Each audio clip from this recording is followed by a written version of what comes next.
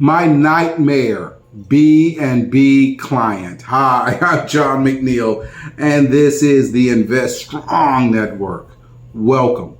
So, since 2015, I have operated a small bed and breakfast here in Houston. Now, in this time, using a variety of different platforms, online platforms, Google accounts and whatnot, I've had the pleasure of hosting literally hundreds of guests from around the country and really around the world.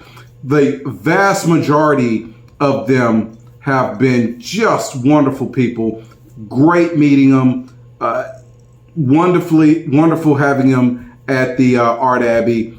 Just great. But every now and again, you will come across a nightmare guest. And you can, and I certainly do, have a certain system installed that is designed to block nightmare guests from coming. So I want to first of all go over my system for avoiding the nightmares, but I want to also relay a recent incident where my particular system failed. Okay, so using the online systems, Airbnb, Flipkey by TripAdvisor, HomeAway VRBO, they actually have rather aggressive review systems for both their guests and their hosts. Now, with that structure in mind, it's pretty easy to avoid nightmare guests, because really, if that guest gets one negative review from a previous host, you really don't, you don't expect them to get very many invitations to stay at another property. And in fact, they don't, right? Okay. However, some of the open platforms, booking.com, for example, and Google, well, those reviews do not follow the guest. So they can book at a place, behave abominably, get thrown out, and then just move on to the next place, and the new place is none the wiser. Well, that's exactly what happened in this go round. So this guy calls me last week, and he's desperate for a place to stay.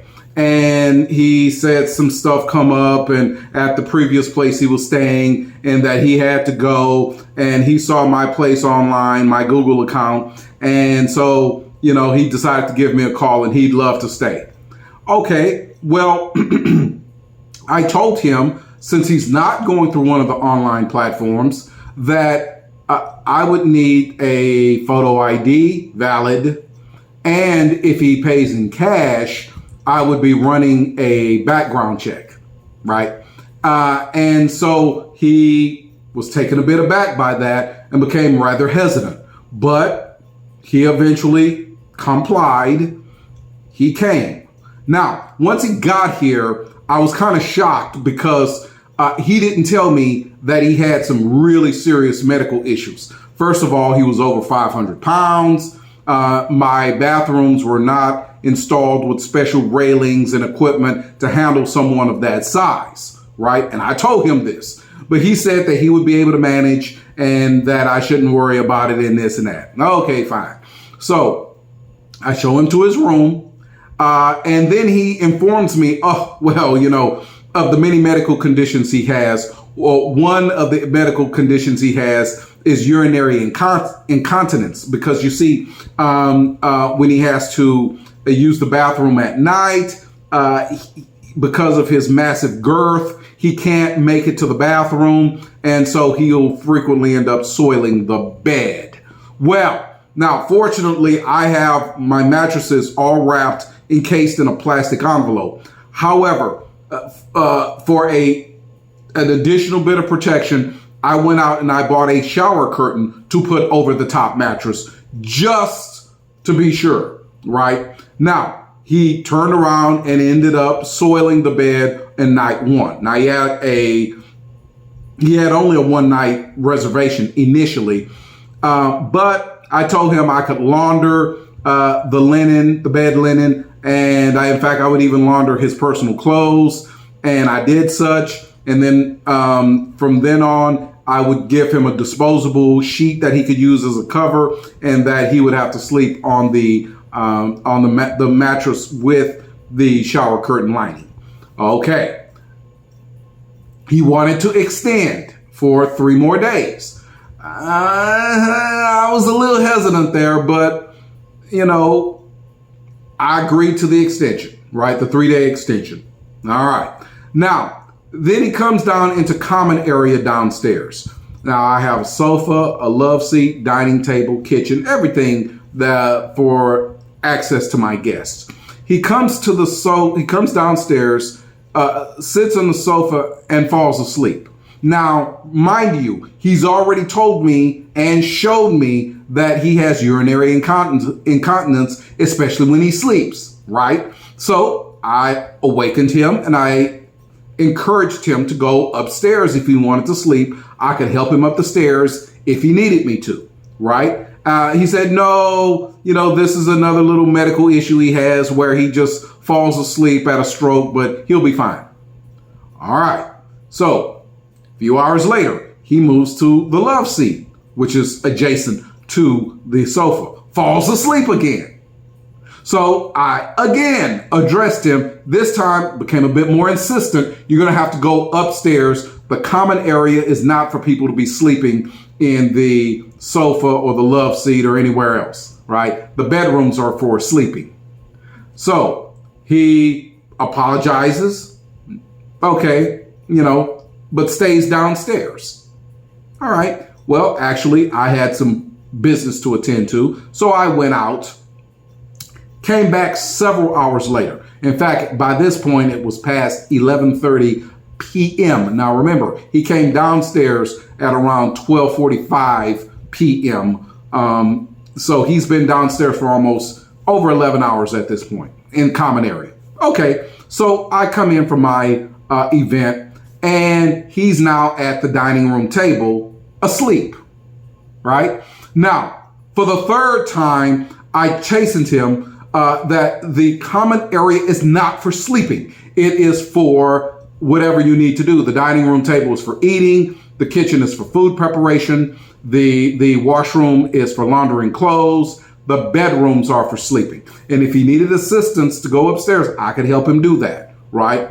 He became actually rather upset. I thought the common area was for everybody. Now, the common area is for everyone. And as a matter of fact, I have other guests, some who work at night. They come home. They want to use the dining room table to eat. They don't want some person sleeping at the dining room table that is designed for them to eat at. I told him this, right? He's the only person that I've ever had in 7 years of doing this that insisted on sleeping in common area, right?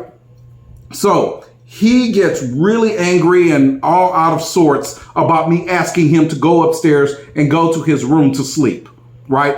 I made the analogy. I said, sir, you absolutely have the right to be in common area. But if you book a reservation at a restaurant, for example, and you show up at the restaurant and you have dinner, right? Pay them for the dinner, right? And then pitch a cot there at your dining room table to go to take a nap, what are they going to do? They're going to throw you out, right? So just because you have the right to be somewhere for a specific time and a specific purpose does not give you the right to take over that area, right? So I again asked him to go up to his room to sleep. Eventually, I finally got him to do that. All right. And not a minute too soon, because once he got upstairs, he soiled the bed again. Meaning, had I let him either fall asleep on the sofa or nap at the dining room table, he would have almost certainly ruined that furniture. And those cushions are not wrapped in plastic, right?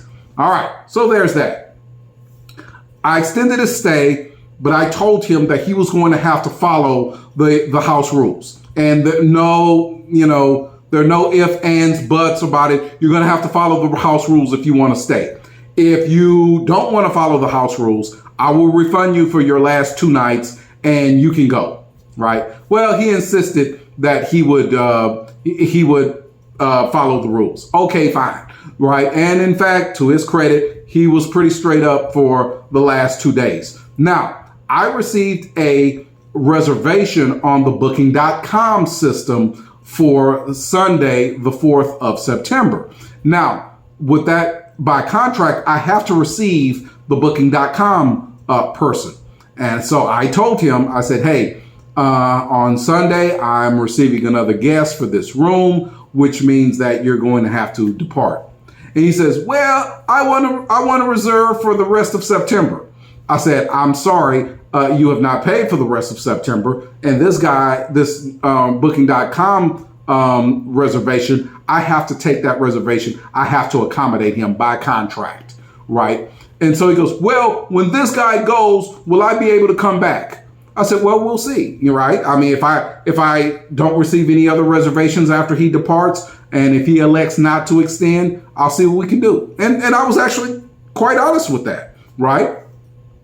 But going the extra mile, I actually put him in contact with a colleague of mine that also leases rooms. She has a nice home. She's an extraordinary nice lady. A member of my congregation for long standing. I mean, I really went out of my way to accommodate him. She even agreed to honor my discounted rate that I offered to him. Right? That's how. Even knowing his medical issues, and I told him about her medical issues, she went out and bought a mattress covering for her bed and some other things, to accommodate him. But he wanted to come back here to my place, right? Well, I told him we just have to see how that worked out. Anyway, on the day that he was to depart here, because see, I told him he wanted to actually extend to the very last minute, but I told him we couldn't do that. To be honest with you, the gentleman there's a certain smell that encompassed him, and this smell had in fact encompassed the entire room.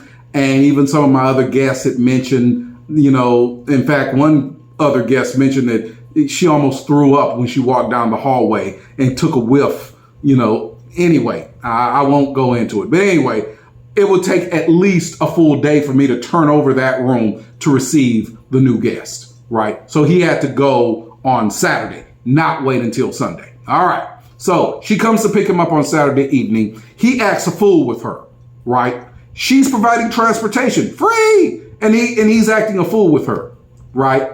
So they go to her place.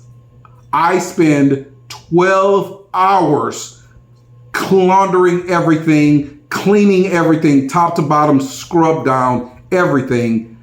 And I was able to ameliorate the odor a bit, a significant amount, but there was still a lingering stench that was emanating from the room. Come to find out, he had urinated on the carpets more than once, right? So I had to just basically Febreze the carpet like crazy because I had a guest coming in a few hours, another guest, and I did not want him to catch a whiff of the stench that this guy left behind. So that guy came, everything actually worked out pretty good with him. He was a real nice guy, but he elected not to extend. So he departed on Monday. All right, fine. So I go in, clean up after him, and then I had carpet cleaners come, jet clean the carpet, finally got rid of the stench, right? Okay, by that time, my friend and colleague had thrown him out because he had gotten to the point where he did not want to obey any rules. He was basically going to take over her house and oh, by the way, he left everything a stench in her place too, and he stayed there only one night, right? So he texts me and he wants to come back here. I tell him that she's told me how he behaved with her, and I don't want him back here if he's going to be behaving like that, right? Okay. He then leaves outrageous statements, texts with just laced with profanities and calling everyone names, and everybody's out to get him, and he hates me and he hates her and he hates everything and all of this and that. He even goes to my Google page and for my B&B, he writes this outrageous reviews, nothing resembling the truth, in an attempt to destroy my business, right? I mean, just a horrible human being this guy was, right? And I did almost everything I could to accommodate it, right? I clicked on the link to his Google account. This man had posted 30 reviews. Of the 30 reviews, 29 of them were one-star reviews about all of the people and places that had done him wrong, right? And then it dawned on me.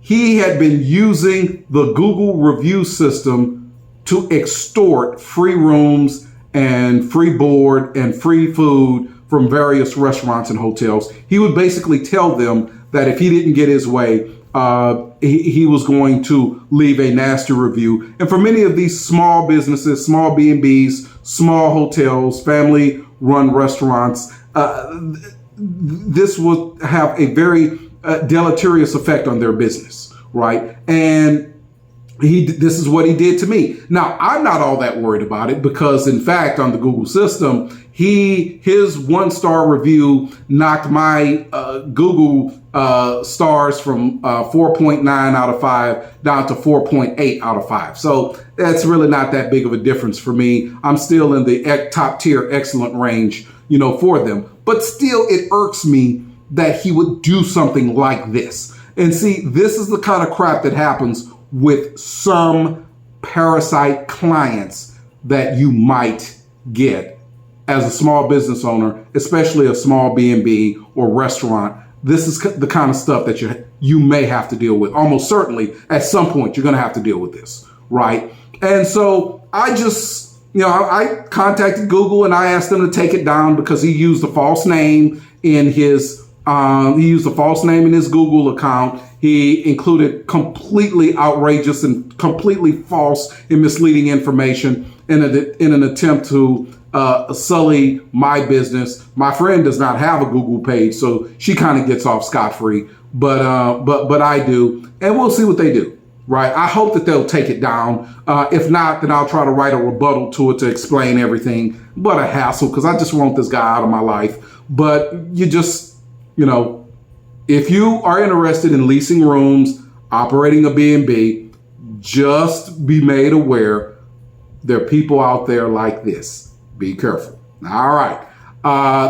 These are my thoughts for this week. That's what's on my mind. Let me know if you've experienced something like this. Leave a comment. I'll respond to it. I promise. Also, hit the thumbs up button if you found anything beneficial or that you could learn from my experience. And of course, subscribe. Please subscribe to Invest Strong if you have not already. All right.